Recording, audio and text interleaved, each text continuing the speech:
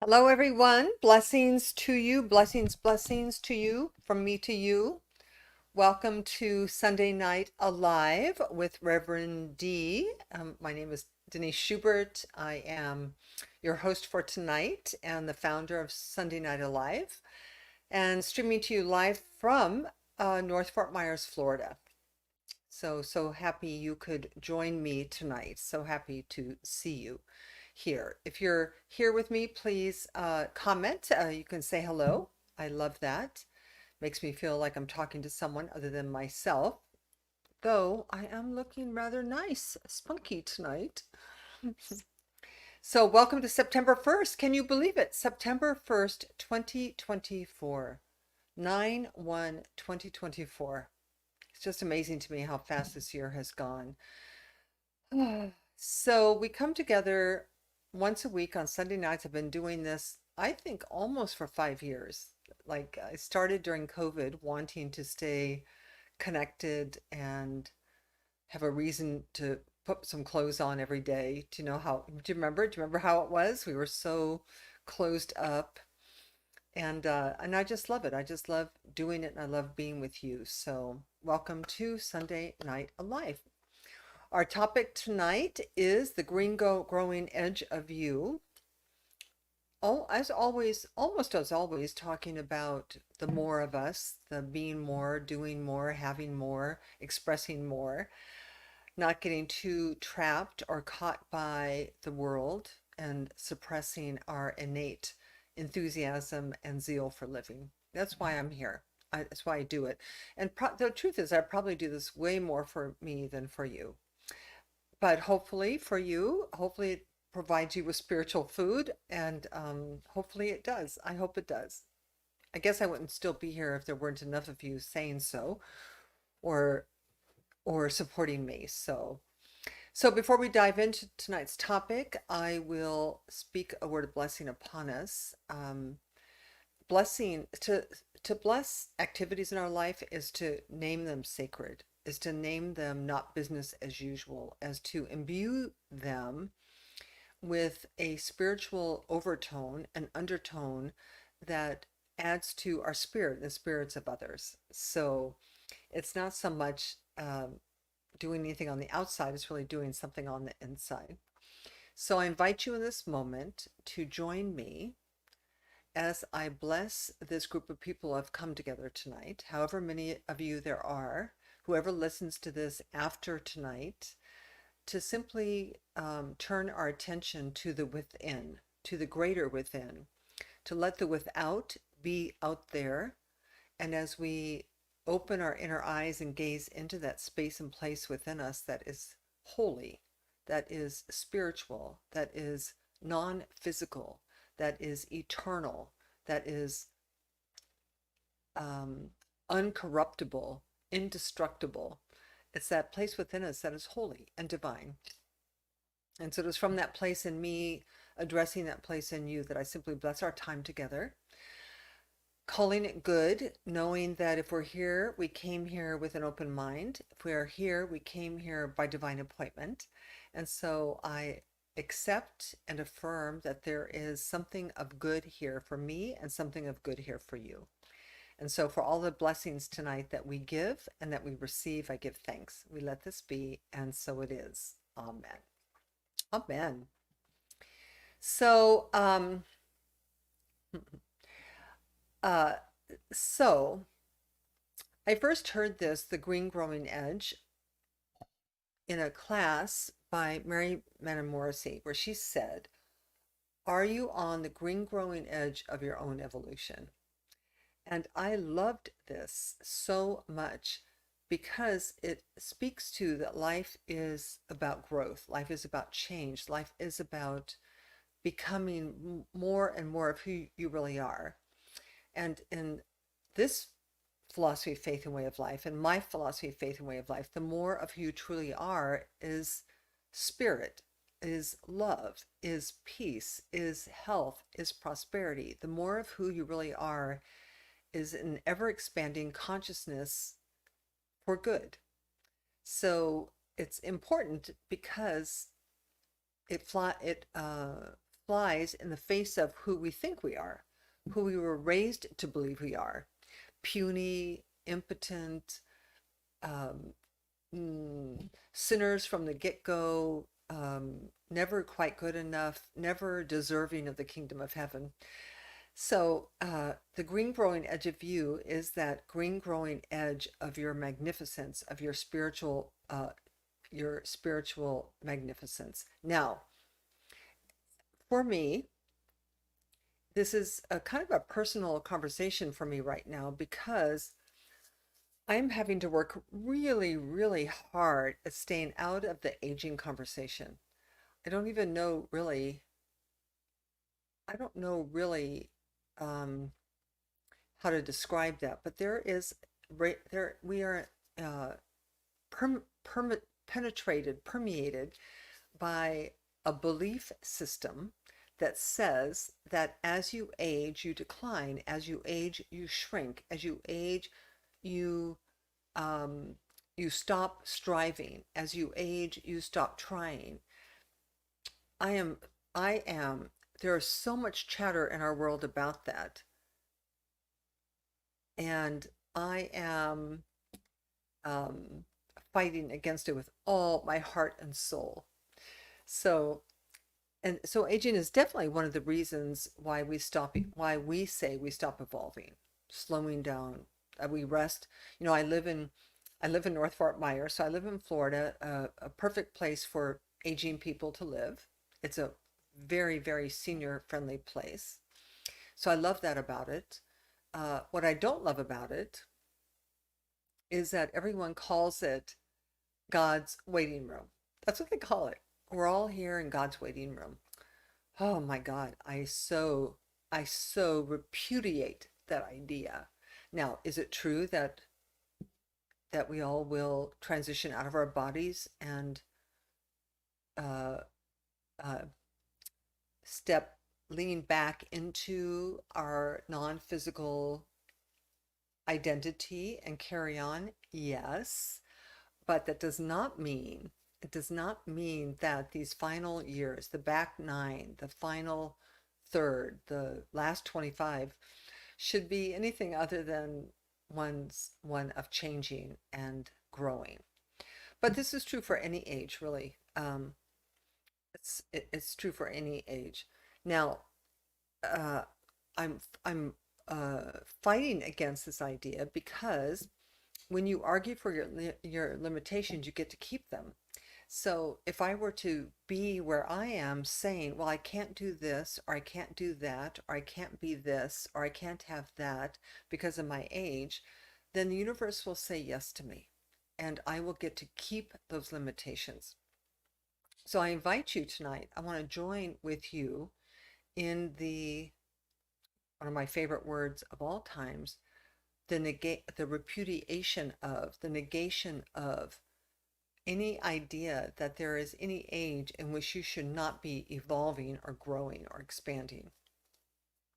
So I think there are three fundamental truths that we have to deal with always, regardless of our age. Because I promise you, when I was 30 and 40 and 50 and 60 and even 70 now, so for those of you who don't know, I just turned 73, and I know I look good. I do. It's like, oh my God, I can't believe she's 73. Well, I work at it. I mean, I work at it. I could not work at it. And if you don't work at it, I remember seeing once, I was born and raised in California, so I spent 25 years in Los Angeles, surrounded by movie stars and the industry. And I remember seeing this, I think it was in a tabloid, of somebody knocking on Cher's door and Cher opening the door. And I personally was horrified at the sight of Cher with no makeup and no, like, it's like, OMG, what happened there? What happened to Cher? What happened? So probably as long as I'm living, you will never see me in no makeup on this stream because it makes a difference, right? It makes a difference to me. So there are three fundamental untruths we have to deal with always, regardless of how old we are. because I also felt limited sometimes at 30 and sometimes at 40. The first one is that people don't change. That is so not true. That is false. People do change. You change. I've changed. And if you haven't changed yet, you can change. Change is the name of the game. The universe is we live in a universe that changes every day in every possible way. So you are not stuck with anything from your past, any idea about who you are, what you can have, do, or be. You have got to know that about yourself. And by the way, you have got to know that about other people. That when you say, well, he'll never change, that's not true. It is a lie. Or she'll never change. It's not true. People do change.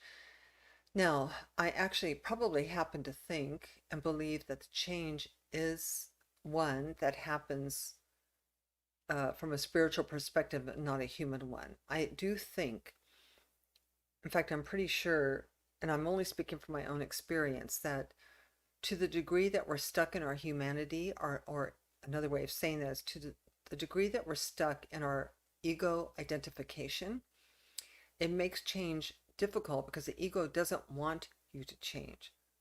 The, the personality or the conditioned self is hell bent on you never changing because you the moment you see love as the guiding principle in this life, the moment that you open your heart to beauty, the ego's game is over. Now, it doesn't mean the ego disappears because you need the personality is part of us and a good part of us, really, when it's in its right place. When spirit's in charge and the ego's in the back seat, that's the right place. And when the spirit's in charge, people change. Hardened criminals change. Serial killers change. Selfish people change. Angry people change. So it's a lie that people don't change. The second one is that number two, fill in the blanks. So and so is keeping me down. Whether that so and so is the government, whether that so and so is your husband or wife or partner, whether that so and so is your employer or your children, it's not true. The only thing keeping you down is you. So the world, you know, I can't remember the exact wording of Emerson's quote in, I'm not even remember the writing now, but Emerson talked about how society is against all of its members in an effort to keep everyone playing the same game. Oh, and self-reliance. Emerson and self-reliance. By the way, if you have never read Emerson's essay on self-reliance, you should read it. It is beautiful. But it speaks to how in society there is a impulsion to keep us all playing the same game.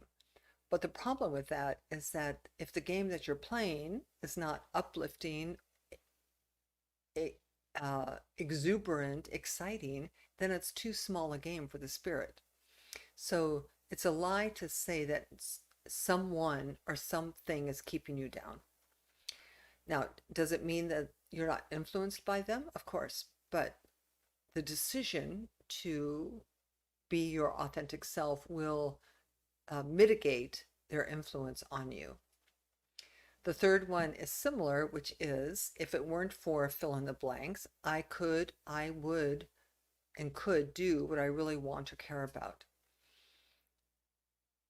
So there isn't anyone really who has the power over you to keep you from doing what you could or would or what you really want to care about. So this all points to really, do you feel limited in life? Do you feel when you look, I don't know where you are, I don't know who you are, I don't know how old you are, I don't know what your life circumstances are, but do you feel as if you are living your life fully? Do you feel as if you are being your true self? Do you feel happy? Do you feel fulfilled? Do you feel satisfied? Do you feel abundant? Do you feel vital?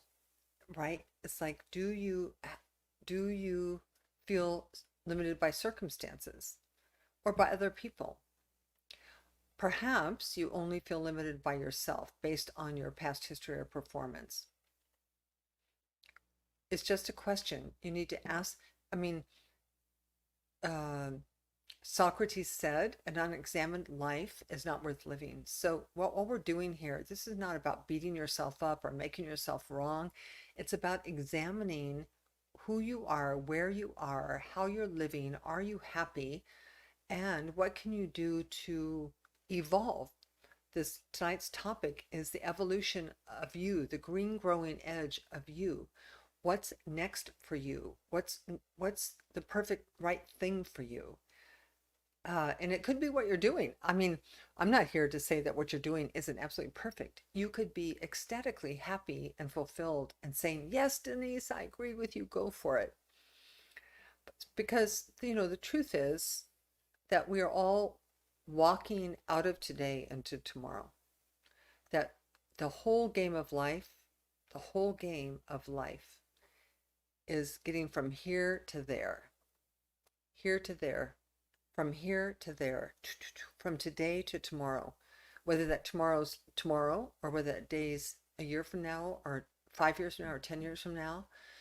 And the question is, how are you moving through that period of leaving today, walking into tomorrow? So if we live in an expanding, evolving universe, which we do, we do. I think it was last week or the week before I talked about how modern civilization, well, I talked about the fact that it's 2024 and Jesus was alive 2024 years ago.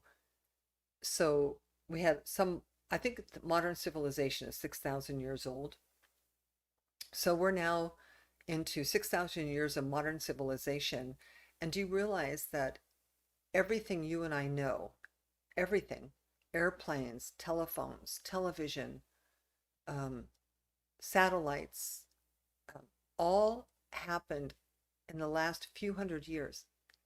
That's how fast we're evolving. That's how fast human beings are evolving to actually harness the powers that God made or life made or the universe made. I don't know. Somebody made, we didn't make them.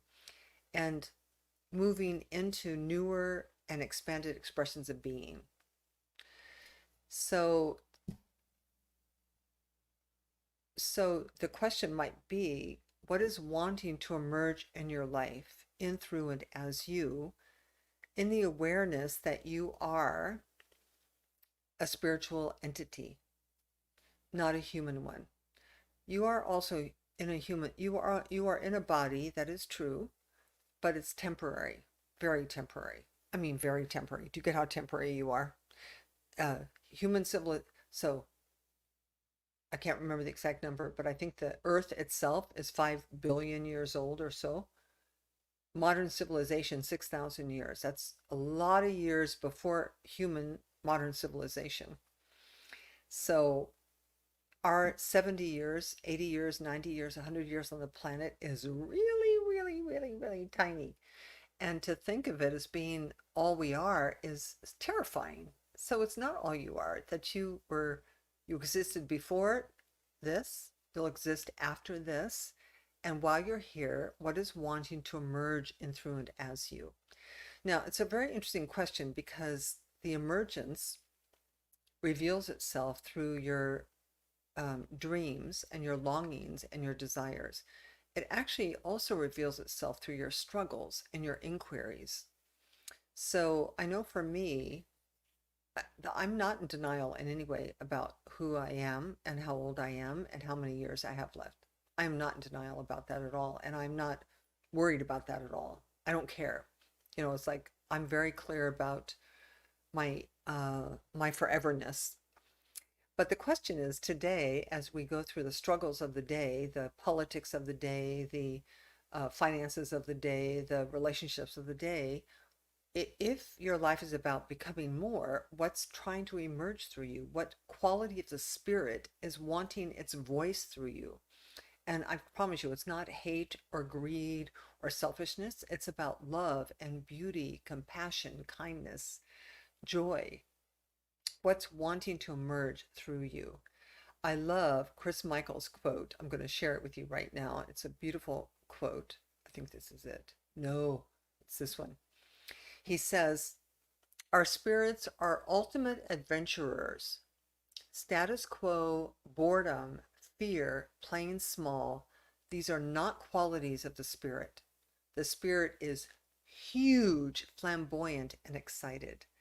When we stop the spirit from living fully, the spirit will begin to decay the body in small and big ways, just so it can be free. What is wanting to emerge in, through, and as you? This is a beautiful quote by Reverend Chris Michaels. I heard him say it in his church in Fort Lauderdale several years ago, I think around COVID. And I just thought, wow, it's so true. It's so beautiful. And I also love this image. Uh, um, this image originally, originally this image was on the cover, or similar image was on the cover of the book by Gay Hendricks called The Big Leap. And it showed a small fish bowl and the fish jumping into a big fish bowl. I love this picture because it shows the fish leaving the bowl completely. It's like I'm out of the fish bowl, meaning I'm not meaning meaning that according to Emerson, society has a tendency to squash individuality. And this beautiful image of this goldfish jumping out of the bowl into the ocean speaks to our capacity and the possibility of jumping out of the fishbowl of society into what's true about the universe is unlimited possibilities. The possibilities are limited by you. There is a quote, I'm going to read this. Eric Butterworth was a very, very well known unity minister, and he said in his book, Celebrate Yourself, he said, you cannot get away from yourself no matter where you go. You cannot get away from yourself no matter where you go. You are always environed by yourself, horizoned by your mentality, encircled by your ideals, and constantly influenced by what you are saying to yourself. What you think within yourself and what you say to yourself is what determines the life you experience, the health you experience, the prosperity you demonstrate. So, my invitation tonight is to step into paying attention to what within you, from a spiritual perspective, is wanting to emerge, is wanting to expand, is wanting to evolve. Are you on the green growing edge of your own evolution, or are you hiding? Are you shrinking? Are you playing it safe? Are you playing small? Are you unduly influenced by the news, by your family, by your past? And the invitation is just to open up a space in your heart, a space in your heart to recognize that you are a spiritually magnificent human being. Truly, you are. And I would say that to you whether you were a friend or a family member, or whether you were on death row, or whether you were a Christian or a Buddhist, or no matter who you are an expression of life, expression of spirit, an expression of perfection. And that when you awaken to that, it's like I've said many times, it's like a light switch. When we can turn the light switch on your divinity, you will begin to identify with yourself in a whole new way, and your life will outpicture in a whole new way, so that the step from today until tomorrow has a whole new kind of texture and understanding. So one of my favorite, I have no idea who said this, who I'm quoting here, but somebody I once said, be celebrated, not merely tolerated. So starts with you celebrating yourself and then looking to see where in life are you being tolerated at work, in your family, by your kids, by your friends, by your bridge club. If you're not being celebrated and appreciated and loved on all the time, do it different. Be celebrated, not tolerated. So that's my message for tonight is the green growing edge of you. So good. Oh, I just so need this. I'm so just as an aside, I actually just finished my plans for the next 6 months. I'm actually here until October. I'm then in Africa, South Africa, with Tanya and Willow Harper from October 23rd to January 15th, where I will be continue to stream live from South Africa. And then I come back for a month, and then I go back to South Africa for another 3 months. So I'm in ecstasy, doing life the way I want to do it. And no, and many thanks to you for your inspiration and love and support always. If you wish to be on my mailing list and make sure you stay connected to me wherever I am in the world, you can go to deniseschubert.com. There you will find blogs and photos. You can connect. You can sign up for a counseling session. And maybe more importantly, you can support my work by donating. You can do that through PayPal, Venmo, or Zelle through revdschubert@gmail.com. And I do love and appreciate you for every ounce of your love and support you give me.